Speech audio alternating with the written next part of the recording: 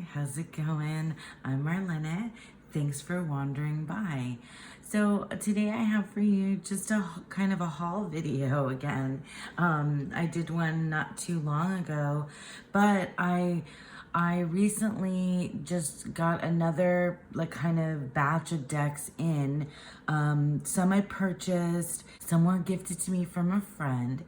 And another one I did a trade. So there's just a few, and I thought I would share that with you. So let's get started. I'm just gonna go through decks and randomly chat about them. And yeah, let's start with this one. So this deck is pre-loved. You can tell it's been, this box has been through it, but this is the Shoewolf Tarot. And this is, I'm not sure which edition this is, but if you purchase directly from the creator, it's a little pricey. So I went looking on eBay to see if I could find it pre-loved for a little bit less, and I found it for a really nice deal. It is kind of beat up, but I don't mind.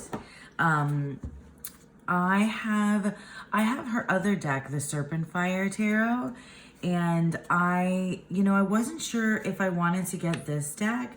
I know actually this deck is more Thoth based, or more Thoth inspired, I should say, I guess, than the Serpent Fire is. That's cool.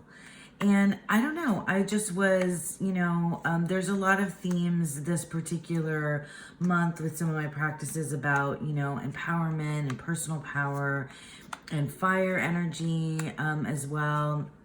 And so I thought that this one, just belonged in the mix. And because I found it for such a good deal, it was a little bit impulsive because I searched for it and I was like, oh, they're only asking that, so I'm totally gonna get on board with that. I really do love some of the name changes of the cards. So the Emperor is the Divine Masculine, and the Empress is the Divine Feminine, and then there's some planetary cards that are added in. This deck really kind of just does its own thing in many ways. It's really like, I wasn't sure if I thought maybe these types of decks with this like collage and like it's really artsy in a way, like very stylish, and I'm not always so sure if that's for me. I kind of like things to be less stylish. What's the word I'm looking for? But I don't know. I have eclectic taste. I have mixed taste. So yeah, that's the Shoewolf Tarot. It's an independent deck, but like I said, I got mine on eBay for a pre-owned price. So the next deck that I purchased for myself is the Pavlov Tarot. If you've been paying attention to Tarot Tube or the Tarot Sphere at all and new deck releases, this one will be familiar to you. It recently just came out for purchase mass market by US Games, and it is a little bit more expensive than your regular mass market deck, but it's packaged like, it's packaging, it's guidebook, the cardstock, everything about it is like very lush, so it feels like an indie deck still. This one shuffles so amazingly. It's got the gilding that I like, that's like I don't know, it's like buttery, and not sharp and doesn't hurt, and it's linen cardstock. Anyway, I had wanted this deck when it was in, when it was an indie deck, and I missed the boat on that, and so I was waiting for its mass market, and then in all the time waiting for it, I kind of like lost my luster for it.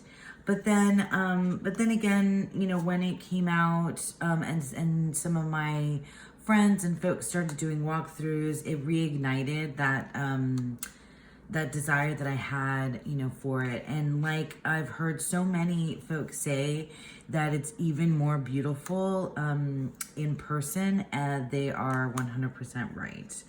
And it has my favorite moon card, I think, ever of all time. I kind of want to get to it now that I mentioned it. So I'll flip through a little bit faster. If I can get to it, it's going to be probably the last card, of course. I'm just going to find it now because like I don't want to not show it to you now that I mentioned it. But I love the limited color palette. I love the colors for each suit. I love this, you know, it's like, you know, old world, but with modern sensibilities, right? So it's like old world style. Here's the moon card. It's old world style. I guess, I don't know what this is called, Art Nouveau, but it's diverse. And it's just gorgeous. It's a beautiful deck. I have not yet read with it. I just like flipped through it and I couldn't resist shuffling it a bunch. So I know that like, I knew that if I didn't snap this up, I would regret it. Although it's, you know, mass market, so it's not like I would like lose out on it, but I really just wanted to, you know, have it.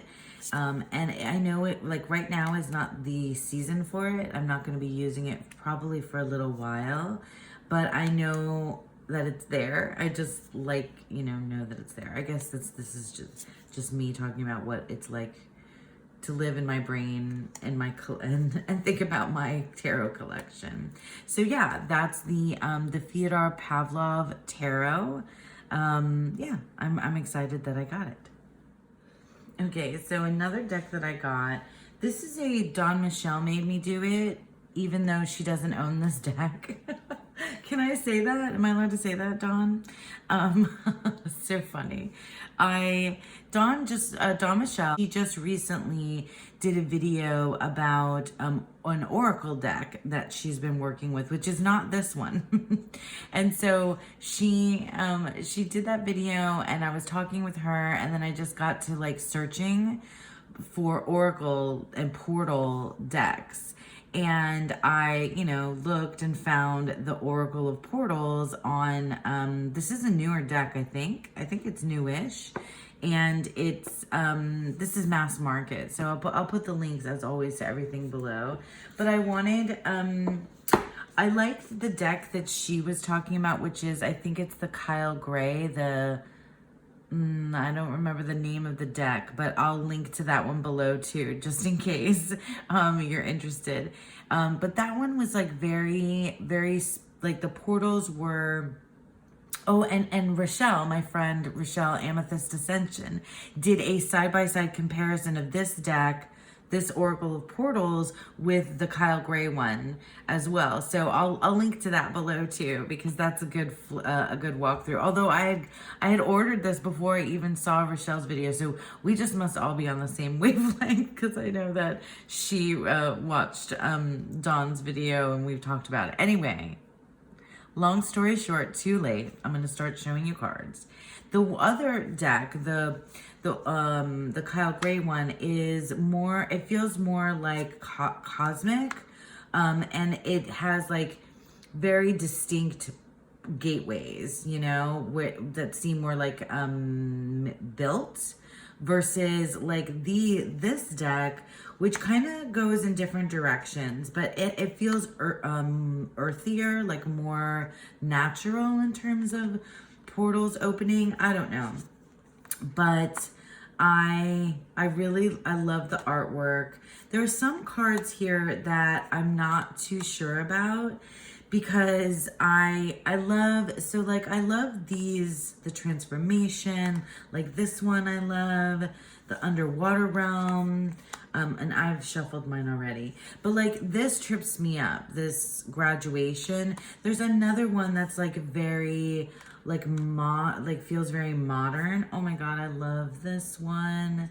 I had a Yorkie, his name was Jelly Bean. Oh my god. He was a lot darker than that though, but this makes me think of my jelly bean. Bean, I never really called him jelly bean. We just always called him bean. And then, yeah, so there's some that are more like, in this deck, it feels more connected to like natural portals versus like made ones. So I don't know. I've used this just like once. See, that's another one. It's a beautiful card, but it feels too, like it pulls me out of the like portal, activated portal world and like kind of brings me more into like modern day. That one I love. See, like this is another one that's like more like too modern maybe. I love this card so much. Sunset is like amazing. But yeah, so I'm excited to start to use it. I feel like it's gonna work well with other decks. We'll see. I might take out some of those cards that feel too modern. But yeah, so that was the Oracle of Portals. So last deck that I purchased for myself is the Zodiac Tarot. And for those of you that may not know, I invited all of you and have started in a Decan Walk. Decan Walk 2023. I'll link to that below as well. I won't get too far into it here since I've talked about it in like 80 other places. But anyway, the Zodiac Tarot is something that I purchased just because of the Decan Walk, really. First of all, can I just show you, because I was complaining to my friends about this whole like box situation that comes out like this little like drawer type thingy is, I don't understand it, because every time I go to put it on my shelf, this thing falls out and it drives me nuts. But it also inside has the cards in a tuck box. Like why? I don't know. I don't understand. But anyway, I'll probably be getting rid of this situation and just keep it in its tuck box. Also, I saw this deck for the first time a while ago on Jenny's channel, A Year and a Day. I'll link to her below. She's got a beautiful channel. I love her. And she's, the last couple months, this deck has been featured on her channel. So I really liked it then. And then the Decan Walk gave me just the perfect excuse to purchase it.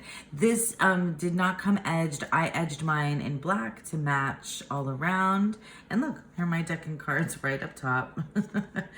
The Aries one, two of Wands, and then the associated majors. But yeah, the reason why this deck is so good for the Decan Walk is because it has the planetary and zodiac glyphs on it, but it's also a Waite Smith type clone. Really a clone. I mean, very closely Waite Smith based. And so most of the decks that I have that have the glyphs on them are, they are, whatchamacallit, they are Thoth inspired. So I like having this one. Anyway, I really love this artwork. Someone told me that it looks a little bit like Tarot by Caro, but this is mass market. And I think it has a little bit more of a color palette. I just really think that this is a beautiful deck and it's an easy reader for me. I've used it, aside from the Decan Walk, I've used it a few times and I just like want to keep using it. I don't know what it is. Like I never know what it is when I click with the deck just really well. This was not a deck that I had been wanting forever and ever. And yeah, I love the dark background, the nightscape with the constellations. It just really, really speaks to me. I do prefer the like more close up art, I think, than the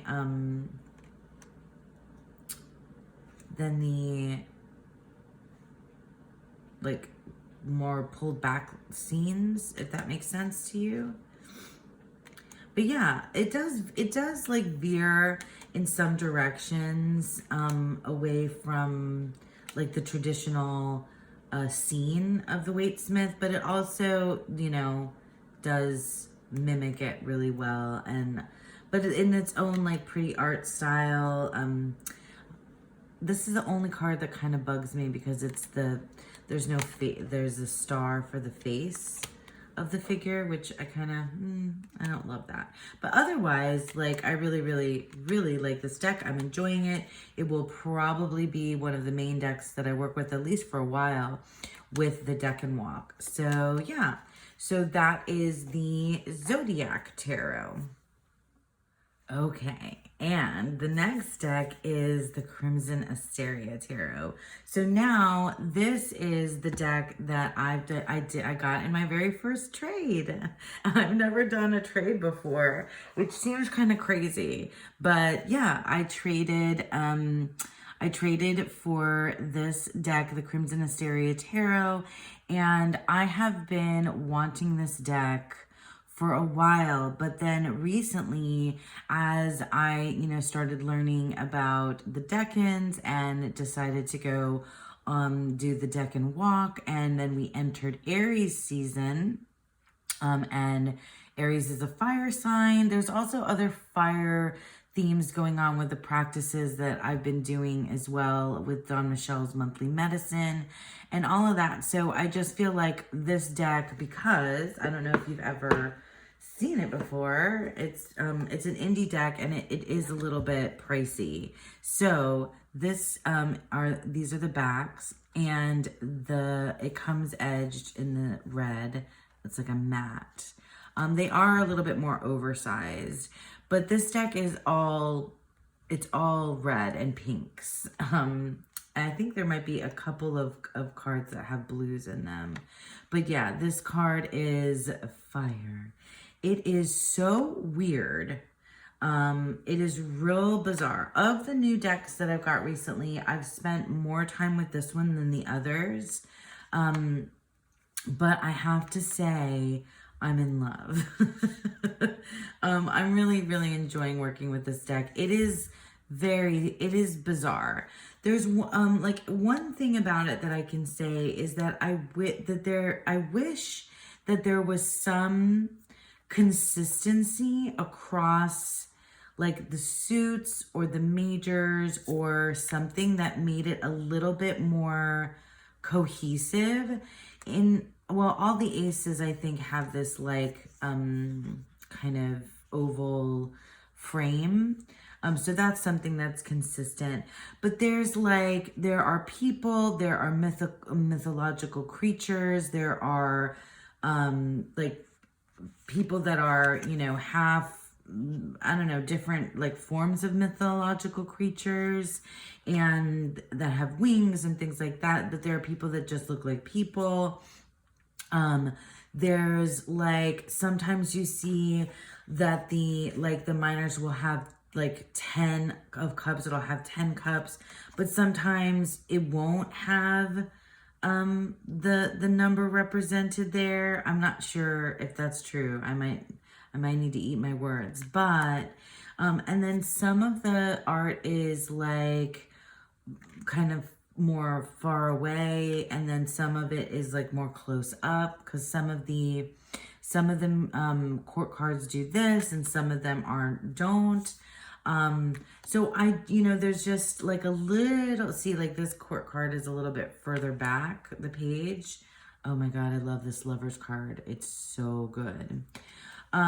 So it's kind of like a little bit everywhere in terms of like the artwork. I don't know. I just wish that there was some more cohesive stuff, but at the same time, having said that, on the one hand, on the other hand, what the art is doing, what the depiction is doing is it's different. It's like it's a departure from things that I'm used to. Like look at this Four of Swords. Like obviously there's, a rest happening here, but what is this? This is like a, you know, like, who is this and what has happened? Was this after a battle? Like, what is this? Is this a tree? Some sort of vegetation? This feels like a completely other dimension and another time period. Like, it's just so, and oh yeah, this person has claws. So like, it's just, you know, it's just really freaking cool. Like, it seems like mythological, but it's like its own mythology, which I like. And then you have, you know, your kind of nod to the Waite Smith, because this has the caduceus, and no cups, right? Or are those cups being held? Yeah, in the mouths of the snakes. Those are 2 cups.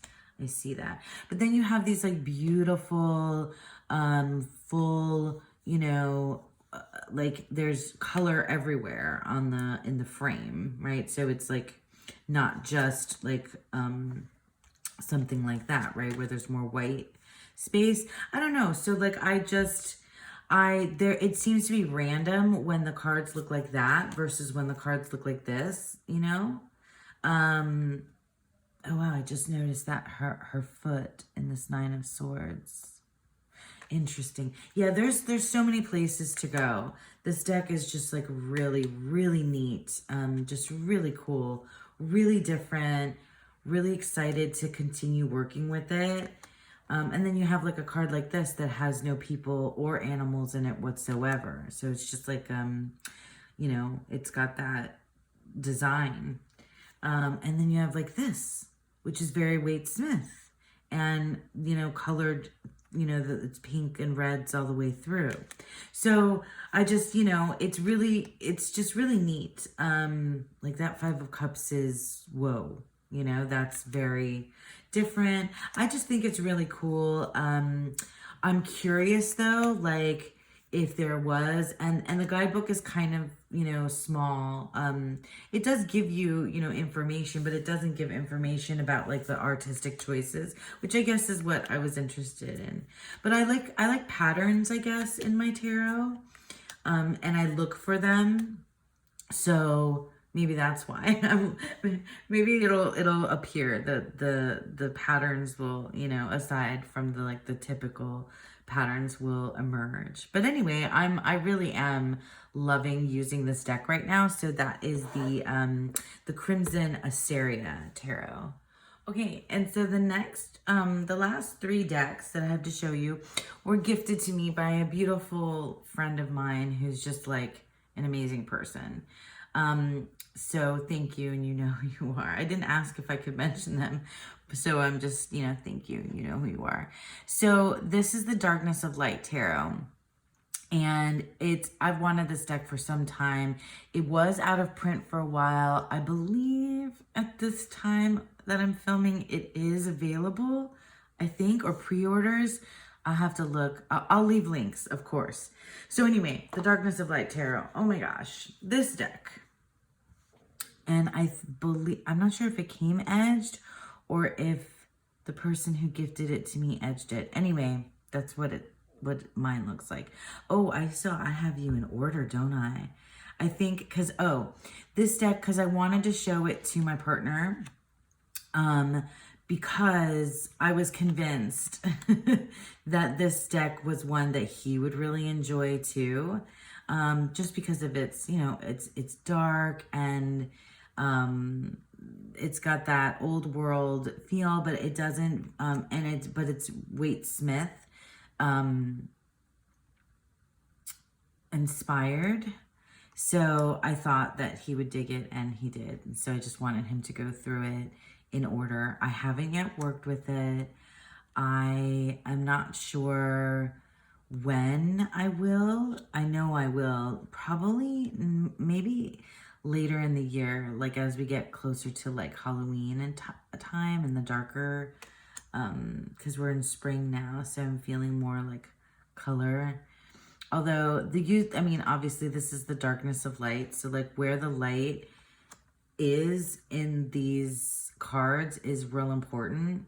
By the way, this is linen cardstock.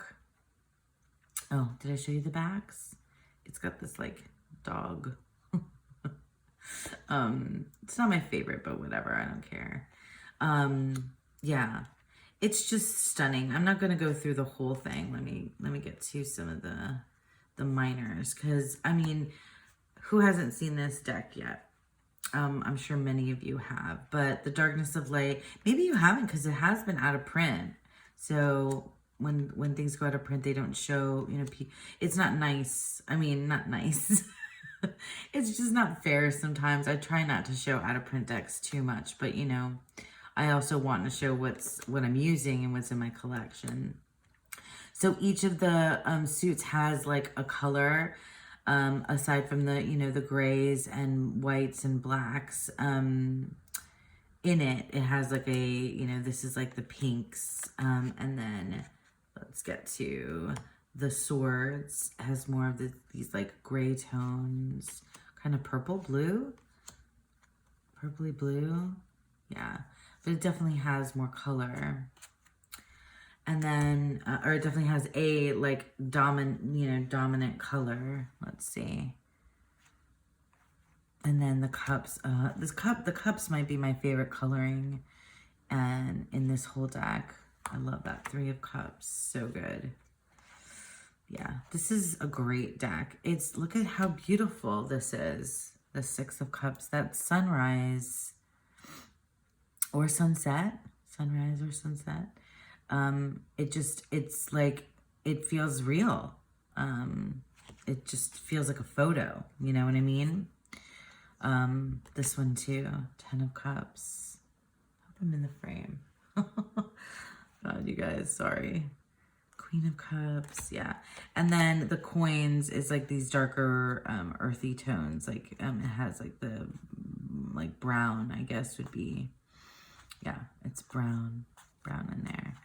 Oh my gosh, that fire, see? It looks like a photo. You know, these look like photos in some ways to me. And I just love it. And I can't thank my friend enough for gifting that to me, the Darkness of Light Tarot. So another amazing gift from my friend is the Rebirth Tarot, which is an indie deck. I want to say that this is still available for purchase, but I didn't do my homework, I guess, before I started filming this. So the Rebirth Tarot, it comes in this box, but then inside this box is a tuck box, the art card, I guess. And then this deck is, from my understanding, the creator that made this went through a loss or a relationship breakup, I want to say. Again, I didn't do my homework, but I think that was what was the impetus and the inspiration for this deck and like for creating it. So I think that's really kind of amazing. And I still have this one in order too. I haven't played with it. It's a little bowed, but that's okay. I don't care. The cardstock for this one is not as luscious as the Darkness of Light, but I don't mind. So it's very minimalistic, and maybe I'll do this so that you can see better. It's really minimalistic, and it has like portraiture kind of things in the majors, as we can see. I love minimalist decks, and there's something about these colors. There's something about the way, you know, this is drawn and colored. I really love it. And it's funny because this is not a super well-known deck. It's kind of obscure, I guess I would say. But it's one that I had wanted. And so, you know, getting this as a gift from my friend is like really, really just amazing. But yeah, so those are some of the majors. Let me go through and get you to the minors so you can see some of those. Yeah, here are the wands. So you'll see it's more pippish in nature, but it has, you know, a scene, and it, you know, it gives you something to work with. I don't know that it aligns, you know, entirely with Waite Smith, but there's definitely symbology and portrayals here that make sense to me. But like obviously I haven't worked with it yet. I've just sort of flipped through. It's romantic. Yeah, this deck is like really romantic. The way that it's depicted. It's very romantic and dramatic, and I like that. I'm a dramatic, emotional person myself. The courts are interesting. I'm really looking forward to working with this. Yeah, I'm very much looking forward to working with this. It does, you know what it reminds me of? It's a little bit like the True Heart Tarot, the intuitive True Heart Tarot. Is that what it's called? The Rachel True one.